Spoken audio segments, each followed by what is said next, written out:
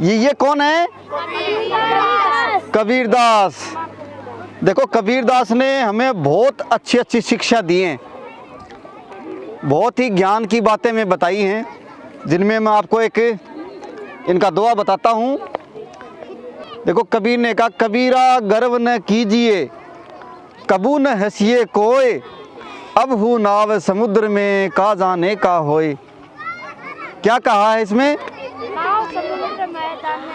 अरे नहीं नहीं नहीं, ये तो एक कहने का तरीका है।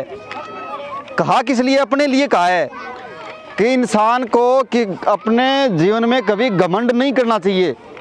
कबीरा गर्व न कीजिए, गर्व माने घमंड नहीं करना चाहिए, घमंड नहीं करना चाहिए और ना ही किसी पर हंसना चाहिए। ठीक है, किसी की कमी देख करके ना, किसी की शरीर की कमी है, किसी की अपन देखते हैं ना कि कोई छोटा आदमी हाइट में छोटा होता है तो हम उसकी हंसी उड़ाने लग जाते हैं। जिसका कोई किसी का रंग काला होता है तो हम उसकी हंसी उड़ाने लग जाते हैं, है ना। कोई जैसे जवान है वो अच्छे से बोल नहीं पाता तो हम उसकी खिल्ली उड़ाने लग जाते हैं ना। ऐसा नहीं करना चाहिए। कबीरा गर्व न कीजिए, और गर्व किसी चीज़ का, जैसे मैं अगर सुंदर हूँ तो सुंदरता का भी गर्व कभी नहीं करना चाहिए।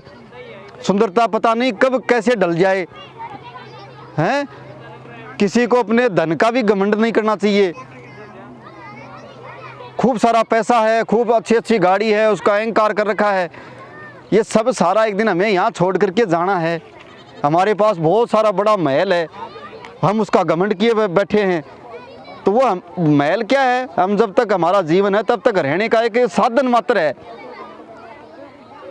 उसका हमें घमंड कभी नहीं पालना चाहिए। क्योंकि जब हमारी मृत्यु होगी तब वो महल हमारे साथ नहीं जाएगा, वो यहीं रहना है।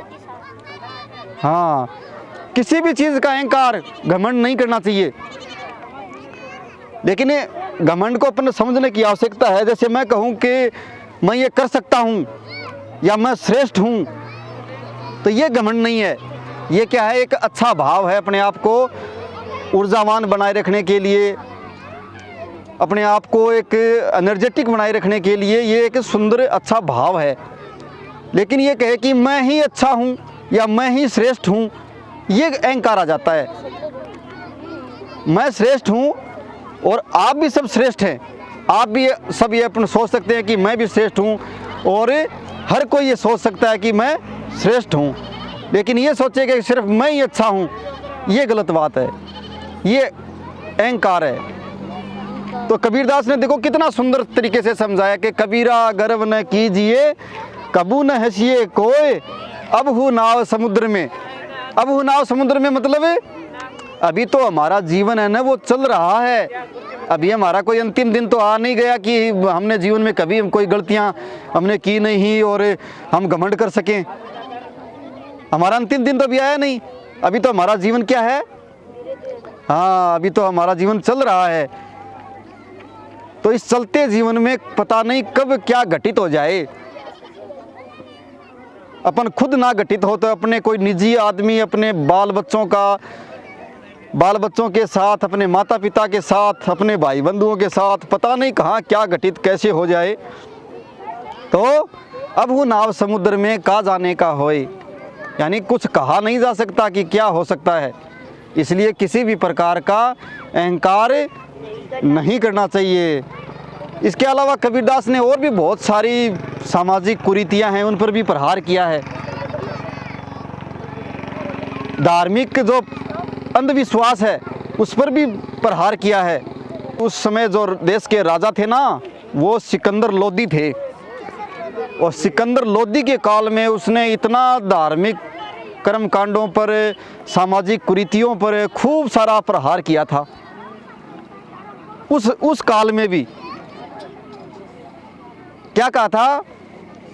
कंकर पत्थर जोड़ के मस्जिद ली चिनाए, तामुला चढ़ा बांग दे क्या बहरी हुई खुदाए। पाहन पूजा हरी मिले तो मैं पूजूं पहाड़, ते तो वो चाकी भली जो पीस खाए संसार। ये बहुत ही शानदार ज्ञानप्रक बातें उस समय उन्होंने बताई थी, आज से करीब 400-500 साल पहले। 400-500 साल। हाँ,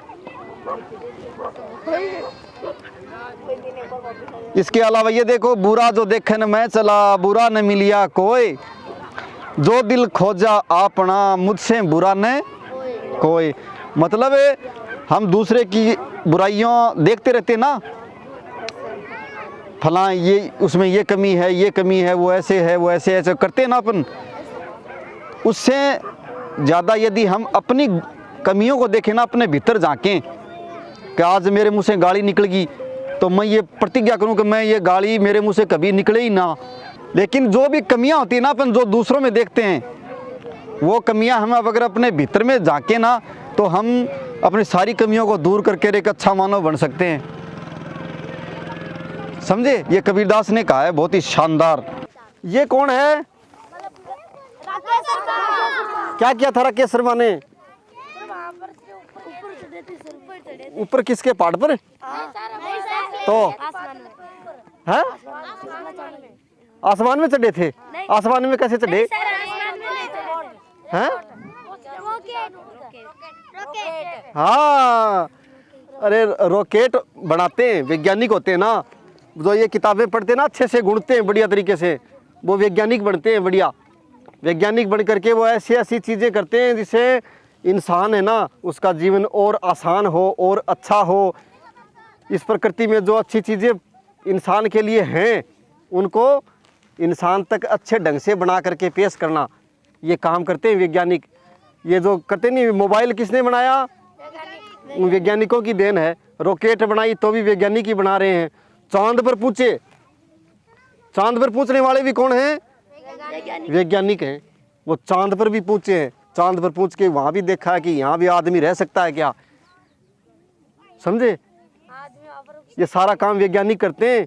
ये अपने लाइट आ रही है, ये लाइट है ना, ये तारों में लाइट है, ये भी किसने बनाई? ये लाइट वैज्ञानिकों ने बनाई। ये जो रेल चल रही है, ये भी किसकी देन है? उन्हीं वैज्ञानिकों की देन है। कि आदमी है ना, खूब सारे आदमी एक साथ बैठ करके है ना, जल्दी से जल्दी, और जैसे दिल्ली जाना हो तो कितने समय में पहुंच सकते हैं, जल्दी से जल्दी कैसे पहुंच सकते हैं, अच्छे से अच्छे बैठ के कैसे पहुंच सकते हैं, ऐसे उन्होंने दिमाग लगाया हैं। ये कौन है? इसने क्या किया?